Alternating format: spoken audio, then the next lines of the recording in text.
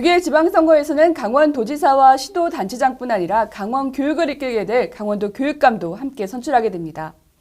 MS투데이는 지역 일꾼을 자처하는 예비 후보들을 만나 출마 이유와 선거 공약을 들어보는 6.21 지선 출마 인터뷰를 준비했습니다.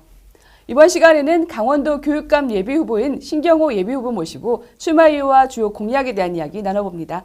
안녕하세요. 네, 안녕하십니까. 반갑습니다. 네, 먼저 저희 독자들에게 인사부터 간략하게 부탁드립니다. 네, 저는 2022년 6월 지방선거의 강원도 교육감 예비후보 신경호입니다. 저는 38년 4개월 동안 중고등학교에서 수학교사, 교감, 교장으로 근무하였고 장학관을 거쳐서 춘천 교육지원청 교육장으로 역임하였습니다. 교사 시절 누구보다 가르침의 의무에 충실하였고 또 교감 교장으로서 충실히 학교를 운영하였습니다. 또 강원도교육청의 중등교육과장과 춘천교육장을 역임하면서 행정실무 경험도 쌓았습니다. 그리고 저는 포용과 그다음에 통첩의 리더십을 갖추기 위해서 부단히 노력을 했습니다. 저는 현재 그 강원교육의 가장 심각한 현안 과제인 대입 문제와 또 교육 현장의 갈등을 해소할 수 있는 교육감의 자질을 갖추었다고 감히 자신합니다. 4년 전에도 교육감 선거에 출마를 하셨었습니다. 네. 당시에는 민병희 현 강원도 교육감하고 아쉽게도 8% 정도의 득표율 차로 낙선을 하셨었는데요. 또다시 출사표를 던지신 거는 그만큼의 강점 그리고 뭐 도전하는 이유가 있으실 것 같습니다. 어떤 이유일까요? 예, 저는 지난 2018년의 말씀대로 교육감 선거에서 강원도민의 그 높은 그런 성원에도 안타깝게 그 8년의 현직 교육감의 벽을 넘지 못했습니다. 그렇지만 강원 교육의 변화에 대한 도민의 강한 열망을 느낄 수 있었습니다. 자신의 철학이 진리라고 강요하는 것이 아닌 도민의 요구와 의견을 녹여내서 정책을 수립하고 더 나은 강원 교육으로 한 단계 끌어올릴 수 있는 준비가 되어 있습니다. 무너진 학력, 또 편향된 정치 이념과 비민주적인 학교 운영으로 고통받는 선생님들, 풀어야 할 숙제들이 해결하면서 동시에 우리 학생들의 미래를 열어주는 교육, 또 학부모가 안심하고 보낼 수 있는 학교, 또 선생님이 설렘으로 출근하는 그런 학교를 반드시 만들고 싶어서 출마하게 되었습니다. 12년간 강원교육을 이끌어왔던 민병희 교육감은 진보 성향의 교육감이라고 평가되고요.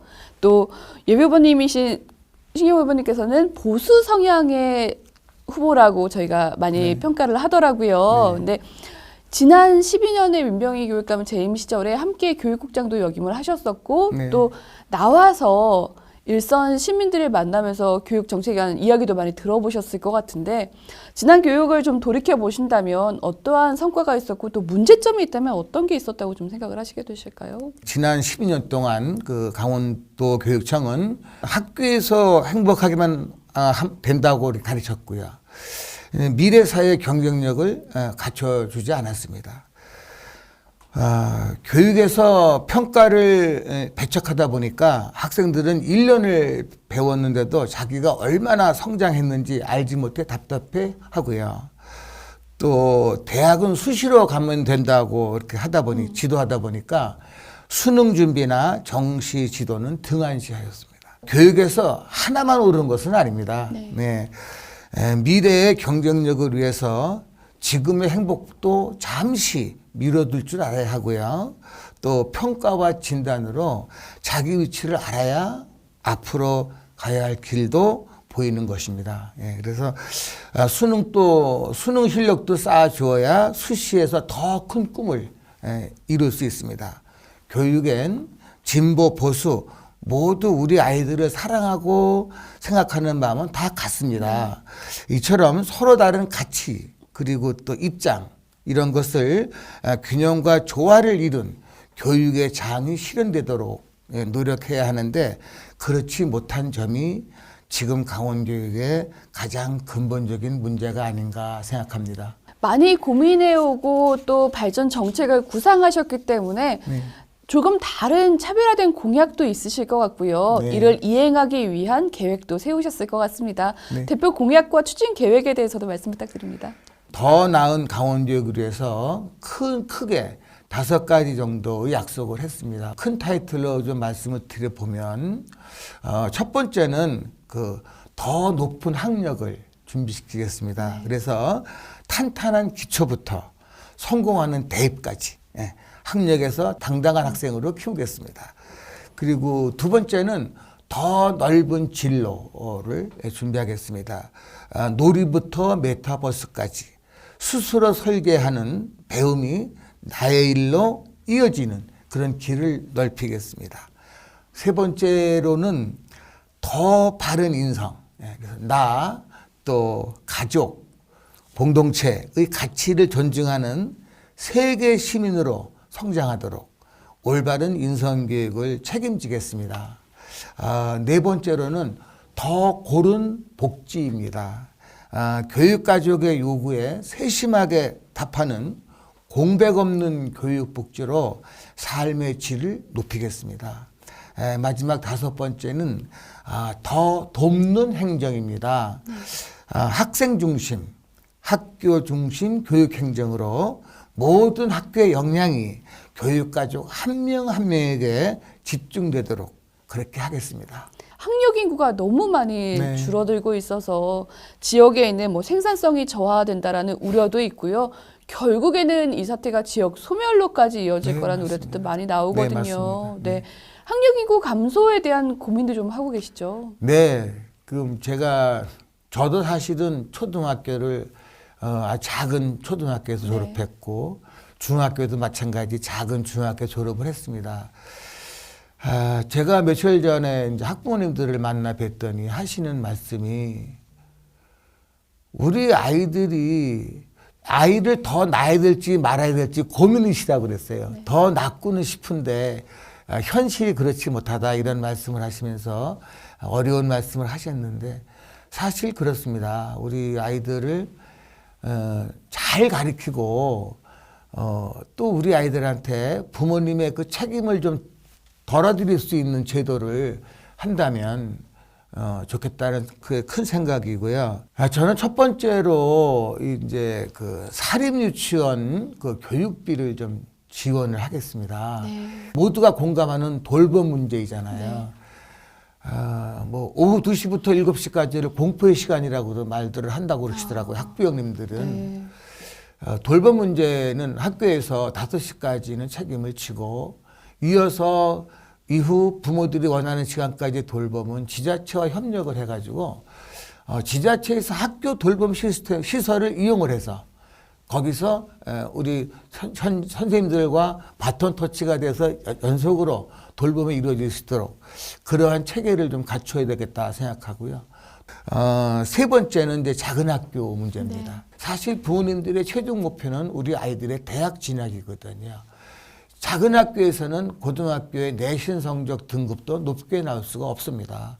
그래서 그 지역의 교육 인프라를 잘 갖춰주고 네. 또 그 아이들이 자연과 함께 인성교육을 함께 커갈 수 있는 그런 교육으로 또 방과 후 교육을 좀 특성화시켜서 그 아이들의 재능을 키워주는 그런 교육을 실시하면 그래도 최소한 초등학교 때만이라도 농촌 유학을 많이 오시지 않을까. 또 그분들의 주거 환경도 우리가 제공해 드려야 할 필요가 있다고 생각합니다. 네. 마지막으로 이 필요한 경우에는 이 지역 경계를 넘는 학구 광역화를 해서 네. 그래서 뭐 도시에서 농촌으로 아이들이 학교를 다닐 수 있도록 그러한 제도도 한번 폭넓게 생각해 볼 필요가 있습니다. 사실 그 작은 학교 문제는 실질적이고 유연한 정책 네. 또 그리고 세심한 관심이 필요하다고 봅니다. 강원교육의 학력이 저하된 게 어떤 문제 때문에 좀 시작이 됐다고 보시고 또 아까 뭐 대표 공약으로도 말씀해 주셨는데 해소 방안으로 구상하고 계신 건 어떤 게 있을까요? 네, 학부모님들 많이 만나 보면 우리 아이들 첫 번째 인성교육 시켜주십시오라는 네. 말씀을 많이 하시고, 두 번째 이어 나오시는 말씀이 공부 좀 시켜주십시오라고 합니다. 사실 그 두 가지가 학교의 순기능이라고 저는 보고 있는데요. 지금 강원도 학력이 뭐 다 아시다시피 언론장에 발표가 됐습니다만 수능성적 같은 경우도 전국의 최하위를 맴돌고 있습니다. 일단은 우리 아이들의 기초 기본 학력의 그 미달률을 제로화시켜야 하는데 집중을 해야 될 것 같습니다. 각종 그 경쟁력을 좀 갖춰주기 위해서는 경시대회를 다시 한번 부활하면 어떨까 생각합니다. 뭐 어떤 분들은 그게 전 근대적인 생각이라고 하시는데, 수학, 과학, 뭐 영어 이런 경시대회를 한다든가, 또 그다음에 예능 같은 경우도 재능 경연대회를 해서 그 아이들의 재능을 키워줄 수 있고 또 발표할 수 있는 기회를 주면서 그 꿈을 키워줄 수 있는 그런 기회를 좀 많이 만들어 주고요. 그 다음에 일단 평가입니다. 의사가 환자를 만났을 때는 정확히 진찰을 해서 거기에 대한 처방을 해가지고 치료하지 않습니까? 네. 정확한 우리 아이들의 성장 발달을 위해서 진단평가를 실시해야 되는데요. 초등학교 저는 4학년부터 실시하고 싶습니다. 중학교 같은 경우에는 자유학년제를 자유학기제로 나누어서 실시하면 학습 결손이 적지 않을까 생각하고요. 고등학교 같은 경우는 정기고사 시험 문제를 수능 형태로 개발을 해서 우리 아이들이 수능도 대비할 수 있는 그러한 문제 해결력을 키워주는 그러한 형태로 시험을 출제를 해서 학력을 좀 올리려고 합니다. 그리고 학교의 교과 보충 활동도 이제 조심스럽게 시작을 해서 학교에서 할 아이들은 학교에서 하고 학원에서 자기 능력에 맞춰서 할 아이들은 학원에서 하고, 이렇게 해서 학습의 결손 학습을 보충할 수 있는 기회를 극대화시키면 학업 성적이 학력이 올라가지 않을까 생각합니다. 알겠습니다. 이제 정말 선거가 얼마 남지 않았습니다. 네. 마지막까지 이제 빠르게 숨가쁘게 달려가셔야 될 것 같은데요. 끝으로 선거에 임하시는 각오, 그리고 저희 뭐 독자 유권자들께 마지막으로 하실 말씀이 있다면 인사 부탁드리겠습니다. 네, 교육감 선거는 타 선거에 비해서 관심도가 떨어진다고 합니다. 그래서 지난 민병희 교육감의 12년이 가능했다고도 합니다. 지금 교육감 예비 후보들이 모두 인지도 쌓기에 총력을 기울이고 있습니다. 선거는 인기투표가 아닙니다. 저는 2015년 퇴임 후에 각계각층의 다양한 시민사회 조직과 또 봉사단체 활동을 통해서 도민과 소통하고 그 의견을 모아서 정책을 준비했습니다. 이제는 그 정책으로 평가받고자 교육감 선거에 재도전하게 되었습니다. 저 신경호에게 투표해 주신다면 떨어진 강호 학력을 다시 끌어올리고 기울어진 공교육은 바로잡겠습니다. 또한 학생들은 즐겁게 갈 수 있는 학교, 학부모님은 안심하고 보낼 수 있는 학교, 선생님은 설렘으로 출근할 수 있는 학교를 반드시 만들겠습니다. 네, 6.1 지방선거의 유권자들의 선택을 돕기 위한 6.1 지선 출마 인터뷰. 이번 시간에는 신경호 강원도 교육감 예비후보와 이야기 나눴습니다. 고맙습니다.